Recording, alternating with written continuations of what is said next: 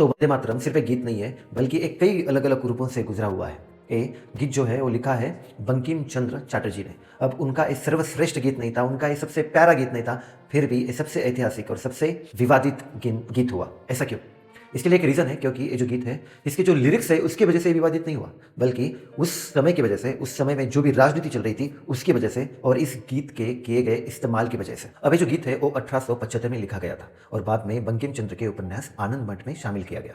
अब उपन्यास का पृष्ठभूमि था बंगाल का सन्यासी विद्रोह, जहां मुसलमान प्रशासकों को खलनायक दिखाया गया था। बस इसी की वजह से, इस वजह के बाद इस गीत को लेकर बहुत गलतफहमियां पैदा हुई।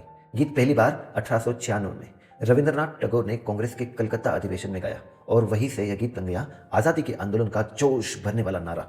और फिर ब्रिटिश सरकार ने इसे खतरनाक माना, गीत पर बैन लगाया और कई नेताओं को इसके गाने पर गिरफ्तार भी कर लिया। और फिर सारे प्रांतों में कांग्रेस की सरकार बनी ना, तो फिर सारे सरकारी कार्यक्रम में ये जो गीत है वो गाने जाने लगा और बस इसी की वजह से एक शुरू हुआ नया विवाद। और आपको तो पता है कि तब कांग्रेस थी एक साइड पे और एक साइड पे था मुस्लिम लीग, और इन दोनों में राजनीतिक तनाव अलग लेवल पे जा चुका था। मुस्लिम लीग फिर अच्छा मौका साधती है और क्या बोलती है कि ये जो वंदे मातरम गीत है ना, ये मुस्लिम विरोधी है, मूर्ति पूजक है, इस्लाम के ऑपोजिट है, इसलिए उसके ऊपर वो कड़ा विरोध करती है। लेकिन आपको बता दूं कि उससे पहले ही ये जो गीत है वो उर्दू में ट्रांसलेट हो चुका था, उसका अनुवाद हो चुका था और कोई भी मुस्लिम लोग ने इसके अगेंस्ट में एक आपत्ति नहीं जताई थी। मतलब इस गीत के लिरिक्स की वजह से कोई भी विवाद नहीं था, विवाद पैदा किया था उस समय के राजनीति ने।